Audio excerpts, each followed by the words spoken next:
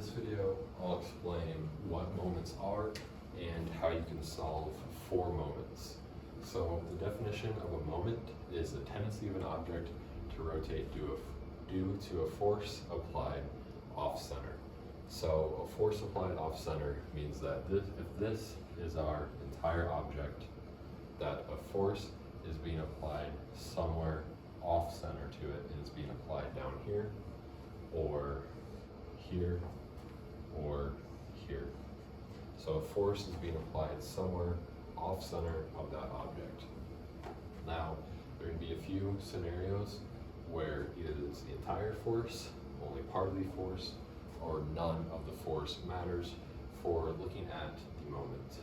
So the ideal kind of problem for looking at our moment is when the force is directly perpendicular to the distance from our center.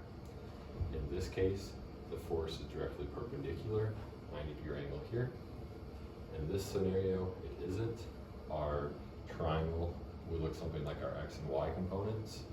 Our y components would be perpendicular, but our x components aren't doing anything to help push this object perpendicular, because the definition for solving a moment only deals with forces perpendicular or distances perpendicular.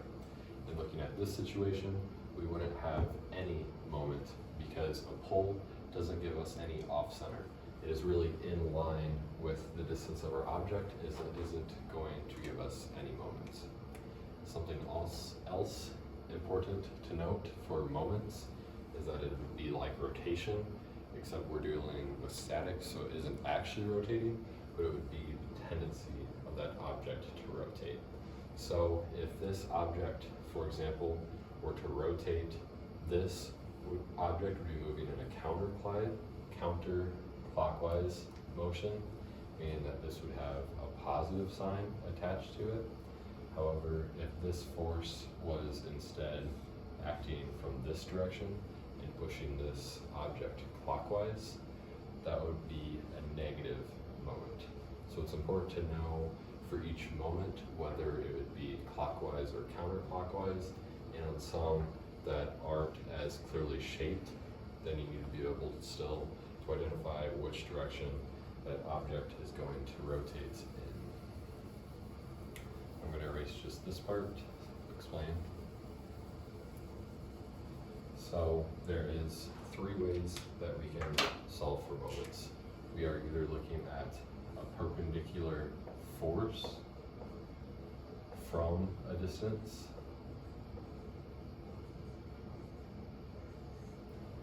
we are either looking at a perpendicular distance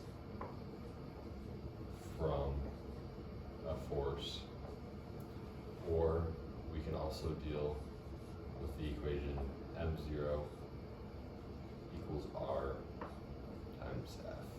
This one I'll look into a different video.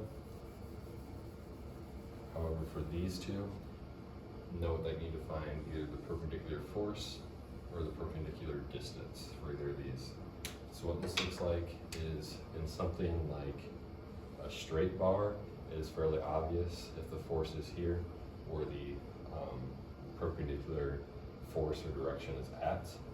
However, if it is something like a bar like this that is slanted, then we need to know either what the perpendicular force is that would be going here and acting on it, and for that we would change our axis to find the perpendicular force, or if we left our force how it was, then we need to find a distance that would be perpendicular to that force, which would actually be this distance under our triangle, and we would ignore this part.